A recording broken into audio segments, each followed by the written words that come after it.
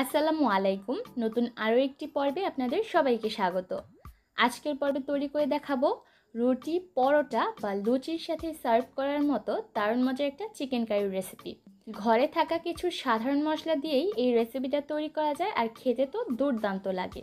আশা করছি আমার আজকের রেসিপি আপনাদের সকলের কাছে ভালো লাগবে। আজকের চিকেনটা রান্না করার জন্য আমি এখানে 1 কেজি পরিমাণের চিকেন কেটে ধুয়ে ভালোভাবে পরিষ্কার করে নিয়েছি আর মাংসগুলোকে আমি রেগুলার কাট করে নিয়েছি। এবার প্রথমেই এর মধ্যে দিয়ে দিলাম 1 চা চামচ হলুদের গুঁড়া, 2 চা চামচ দিলাম লাল মরিচের গুঁড়া, আদা রসুন বাটা 1 চা চামচ আর জিরার গুঁড়া 1 চা চামচ, গরম মশলার গুঁড়া দিয়ে দিলাম আধা চা চামচ, সামান্য একটু লবণ দিয়ে দিলাম। এবার খুব ভালোভাবে মশলার সাথে মাংসগুলোকে মাখিয়ে নিচ্ছি। আর মশলার সাথে মাংসগুলো মাখানো হয়ে গেলে মাংসগুলোকে আমি ম্যারিনেট করে রেখে দিব কমপক্ষে আধা ঘন্টার মতো। আধা ঘন্টা পর চুলায় একটা প্যান বসিয়ে দিয়েছি আর এর মধ্যে নিয়েছি আধা কাপ রান্নার রেগুলার তেল। তেলটা যখন গরম হয়ে যাবে তখন ম্যারিনেট করা চিকেনের টুকরাগুলো তেলের মধ্যে দিয়ে দিতে হবে। আজকের চিকেনটা রান্না করার পূর্বে আমি চিকেনটাকে ভালোভাবে ভেজে নিব। চুলার আঁচ মিডিয়াম হাই হিটে রেখে দুইটা পাশ উল্টে পাল্টে একটু লালচে করে চিকেনগুলোকে ভেজে নিতে হবে। চুলার আঁচ কমিয়ে ভাজতে যাবেন না, এতে করে কিন্তু চিকেন থেকে সম্পূর্ণ পানিটা বের হয়ে যাবে আর এটা অনেকটা শক্ত হয়ে যাবে। দুইটা পাশ উল্টে পাল্টে হালকা একটু লালচে রং হয়ে আসলে চিকেনগুলোকে চুলা থেকে নামিয়ে নিব আর পরবর্তী ব্যাচের চিকেনগুলোকে একইভাবে ভেজে নিব। এবার সেই চিকেন ভাজা তেলের মধ্যে দিয়ে দিলাম 1 কাপ পরিমাপে পেঁয়াজ কুচি, সেই সাথে দিয়ে দিলাম 3 টুকরা দারচিনি, 5টার মতো এলাচ আর 2টা তেজপাতা একটু চিড়ে দিয়ে দিচ্ছি। এবার এই মশলাগুলোকে ভেজে নিতে হবে। যতক্ষণ না পর্যন্ত পেঁয়াজটা অনেকটা বেরেস্তার মতো হয়ে আসে ততক্ষণ পর্যন্ত এই পেঁয়াজগুলোকে ভেজে নিব। পেঁয়াজটা ভাজতে ভাজতে যখন এটা অনেকটা বেরেস্তার মতো হয়ে আসবে ঠিক সেই পর্যায়ে আমি চুলার আঁচটাকে একদম লো করে দিব আর এর মধ্যে সামান্য একটু পানি দিয়ে দিব। আর বেরেস্তাটা যাতে পুড়ে না যায় সেদিকে খেয়াল রাখতে হবে, তাই এই পর্যায়ে চুলার আঁচটাকে একদম লো হিটে করে দিতে হবে। এবার এর মধ্যে বাকি গুঁড়া মশলাগুলো যোগ করে দিব।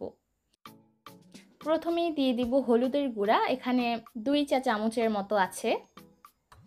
1 টেবিল চামচ দিয়েছি লাল মরিচের গুঁড়া, আদা রসুন বাটা দিয়েছি আধা টেবিল চামচ, আরও সামান্য একটু লবণ দিয়ে দিচ্ছি আর লবণটা বুঝে দিতে হবে যেহেতু চিকেনগুলো লবণ দিয়ে ভাজা হয়েছিল।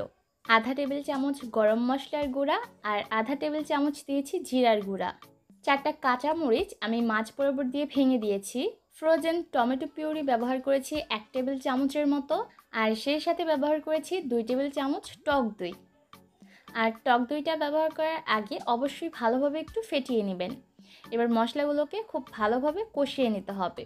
আর যত ভালোভাবে এই মশলাটাকে কষিয়ে নেবেন চিকেন কারিটা খেতে কিন্তু ততটাই ভালো লাগবে। এর মধ্যে কিন্তু মশলাগুলো খুব ভালোভাবে কষে গেছে। এবার আমি আগে থেকে ভেজে রাখা চিকেনগুলো এই মশলার মধ্যে দিয়ে দিলাম আর মাংসগুলো ভেজে আমি যেই বাটিতে নিয়েছিলাম সেখানে একটু পানি দিয়ে মাংসের মধ্যে দিয়ে দিলাম। এবার এই পানির মধ্যে মাংসগুলোকে আরও 4 থেকে 5 মিনিটের মতো খুব ভালোভাবে কষিয়ে নিব। যেহেতু আজকের রান্নায় ব্রয়লার চিকেন ব্যবহার করেছি তাই মাংসটা কষাতে কষাতেই দেখবেন 50%-এর মতো সেদ্ধ হয়ে যাবে। আর বাকি 50% সিদ্ধ করার জন্য আমি এর মধ্যে আরও 1 কাপ পরিমাপে পানি দিয়ে দিলাম। তবে যদি আপনাদের মনে হয় যে এই পানিতে চিকেনগুলো সেদ্ধ হবে না সেক্ষেত্রে পানির পরিমাণটা আরও একটু বাড়িয়ে দিতে পারবেন। এবার অপেক্ষা করব এই ঝোলটা পুরোপুরি টেনে যাওয়া পর্যন্ত আর মাংসগুলো সেদ্ধ হয়ে আসা পর্যন্ত।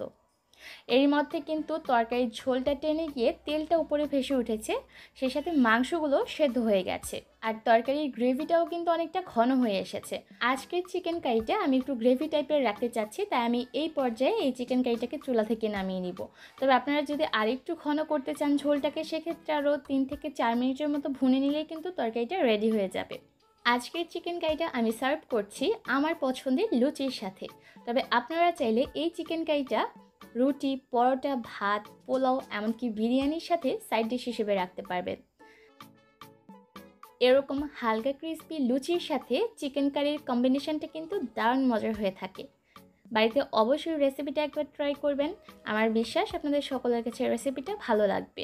আজকের মতো এখানেই বিদায় নিচ্ছি। সবাই অনেক ভালো থাকবেন। আল্লাহ হাফেজ।